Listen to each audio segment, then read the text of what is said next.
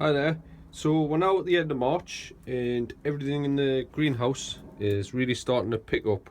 And we've had a beautiful weekend this weekend. Weather-wise, it's been up in the mid-teens, so the plants in the greenhouse are starting to reward from that. They're looking a bit healthy. The leeks here, I've just knocked the button back. So the aim of growing pot leeks is to get the button, which is this bit here, below 6 inches. This is the first time I've really knocked them back. The reason being is if they go over that 6 inches, even by an eighth of an inch, they're no good. They're disqualified. It's not as scheduled. So knocking them back just reduces the height of the button. So I've done that with all of them, and I've opened all the flags up just to let the sun in. So they don't look the best, but in about a week or so's time they'll start and pick up, and they'll be left just watered up until planting out. So I aim to plant out around the 16th of April, so mid-April, depending on the weather. If it's forecast the week before to have no frost and low night temperature, stays at around 10 degrees, I might be tempted to plant them out. But like this one here, they're cracking looking leeks. In comparison to last year, I've got a photo on my phone. What I'll do is, so that's what they look like now. I'll get a photo and I'll put it up on the video.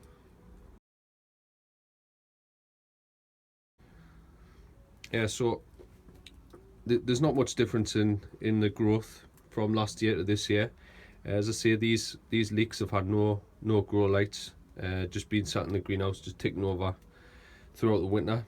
I had some leeks last year that were nearly 200 cubic inches per leek, and they didn't really benefit from having any lights. The Yorkshire Giant variety, which is all of these ones here, I don't think it benefits much, but they come rain over the back. I haven't given them lights, but next year I'm tempted to hammer them with a light. So yeah, we'll see what happens with them.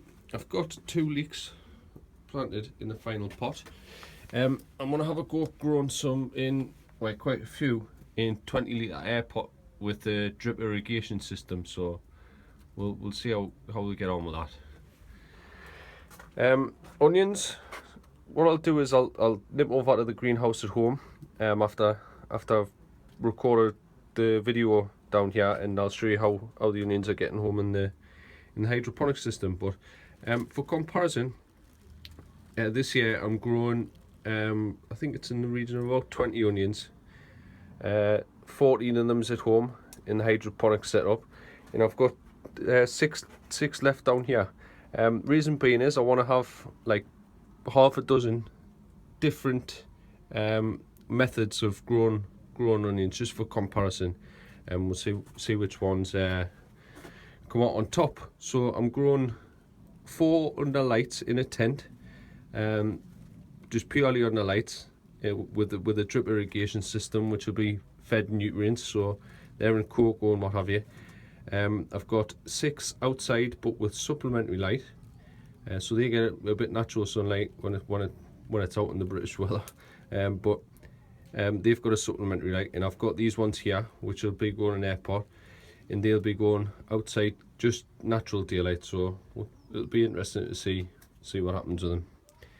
So another leek, more leeks, and also the dahlias. These have been just sitting here. They're varieties that I'm not growing in great numbers, so they're just starting to come to life. So more over here, and you can see over the back there. I have took some dahlia cuttings, which is in the pod, but they're looking a bit limp. But as I say, we've had a very hot few days, so there's plenty of time left yet. I've got a load of cuttings ready to take at home as well. So yeah, that's it for the greenhouse. We'll have a little waltz outside, and I'll explain to you what I'm going to be growing this season and where. So last year I grew some branch leeks in this outdoor. It's got a plastic cover on top, but the sides on it are just to keep the bugs out. My plan in here is to grow pot leeks. I should get half a dozen. The soil the last couple of years hasn't been the best, but I didn't get it tested, which probably shoot myself later on for not getting it done, but I'm just sort of winging it. The fertilisers that I'll add to this trench is just chicken manure pellets and a bit blood fishing bone, that's it. And we'll see what happens with that. So half a dozen pot leeks going in there. Let's shut that back up. And we'll have a look in one of the other tunnels.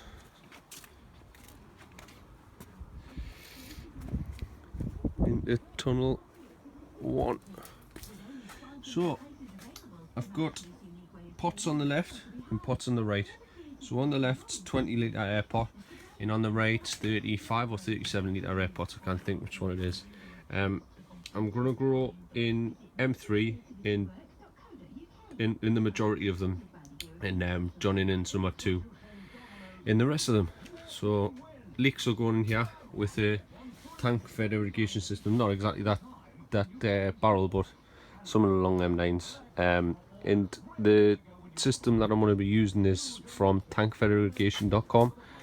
I've got no links for them, just that seems the best quality drip irrigation system, and it's gravity fed, so yeah, it's an okay price as well. So we'll see what happens with that. I'll be ordering that this week. So onto the leek trenches. I had a day off this week, so I managed to get down and get the trenches sorted. All fertilisers added. I've added rock dust, mainly stuff with trace elements in. Volcanic rock dust, Vitax Q4, chicken manure pellets, and Eco Thrive Charge again. I think the Eco Thrive Charge gave it a real boost last year, so I'm using it again. So yeah, I'll show you outside. So I've gotten the bottom, just the bottom of the plastic, which I cut off. It's just been stapled back on. Just warms the tunnel up and gives us the opportunity to plant out a little bit earlier. So that's the plan with that. So last year I grew stump carrots in the two raised sandboxes. I did okay with them, and these two I grew long carrots and long parsnip.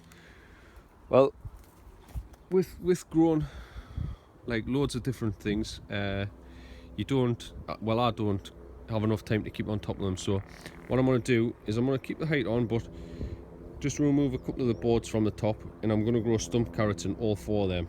It just makes it a bit easier, and gives us a bit more time to spend mastering some of the other veg. So stump carrots I'm going to have a go growing for harrogate again. Hope I don't end up in the same situation as last year, where I pulled 180 carrots out and only get 3, and I didn't even get a cord. So 180 carrots to get 3 carrots. Some people would say it's waste, but they were stuck back in, so no good. Stuck back in the sand, and they lasted all the way till now. I've just getting the last few of the carrots out, and they still tasted lovely. So they'll be getting sown. I'll be boring the holes out again. They'll be getting sown on the 8th of April, so yeah, there's not much time left when you think about it. In the last video I explained the two beds, yeah, which will grow dahlias in. I'm going to be just extending it all the way up to here, and then I've got a little bit of work to do, just removing all the kicker boards so that I can get the marrows in there. So that's it. That's the plan for this year. Everything's just falling into place now. So yeah, I'm looking forward to it. I will pop across to the Keder greenhouse at home, and I'll show you the onions up there. Alright, so we're now in the Keder, and as you can see, all of the dahlias on the top bench here are they're coming on nicely. Plenty of cuttings to be took, and yeah, they'll be getting took this week. And I've got my little helper with us. Say hello, Harvey. Say hiya. Nah. He's a budding little gardener as well, so yeah, the dahlias are doing as expected. I've took about 180 cuttings, and there's about the same amount again. Yeah, so the nighttime temperature is still getting down to close to freezing. So I've had to have the heater on in the night time, but it's on a timer now and just comes on in the night time. Extraction wise, I did have issues with high humidity in here, and it was getting condensated, so I put a fan in just to extract the moisture, and it's worked really well. Yeah, so onto the onions. So in the tent here, I've got the 315 grow light, the CO2 bag on the back there, and I've got a fan just blowing around. It's an RTA system, which means it runs to anywhere, so I can run to waste or recirculate water. I think it's working really well now that I've sussed out the nutrients and how to feed. I'm still brand new to it, so I'm just sort of winging it and listening to a lot of advice from a lot of people. In particular, Gareth Hofcroft's helped us a lot. So yeah, they're doing really well. Really happy with the ones, especially the ones inside the tunnel here. You can't really see the one at the back there. It's a bit twisted, but that seems like it's something the biggest, and the two at the front here is just starting to bulk up. As I say, I'm winging it with the hydroponic side of it, but I did have a little issue with overfeeding last week. I fed them double the amount than what it should be. So what I'm using is a NutriDrip, and that monitors the pH and EC of the feed in the water. And I did have it on half scale, so the reading was 1500, which is what it should be, but I had it on half scale, so it was actually 3000. So I'd been double feeding, well, doubling up on the EC, the nutrients, for a week. So hopefully it hasn't affected them too much. In fact, they look really healthy when I was double feeding them, but I just hope I haven't overdone it. But people are saying that this should be fine. So yeah, what I'm aiming for is a pH of the water as close to 6 as possible, and the EC as close to 1500 as possible. The temperature doesn't really matter as long as it's not getting close to frost. So lukewarm water is about what you aim for. That's sitting at about 14-15 degrees Celsius or 64 Fahrenheit. So yeah, feeds wise, I'm feeding Calamag, which just strengthens up the plants, and also this is my main nutrient. This is just a feed, vegetative feed, and it's from Botany Care.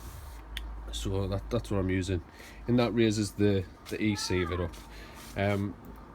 The water in there is being circulated with a fan, which is a submersible fan in there, and water's pumped out into there, and it get the teed off, and then there's 12 drippers comes off each tee, and each pot's got four drippers per pot. You're aiming for about 20% runoff water through the cocoa, and that then drips into the RTA system, and then it's got a hole in the bottom with a pipe on, and it's gravity fed back into this tank here, and this tank then pumps the water. So it's got a pump, you can pump the water back into there, or what I'm doing is just pumping it outside and away. So yeah, a bit high tech this year, but I think this may be the way forward. And I've got two 300 watt CLF, so CFL, sorry, grow lights sitting above them just as a supplementary. So that's it. Quite a bit going on at the minute. Fingers crossed I can get something decent out the other end of it. Thanks for watching.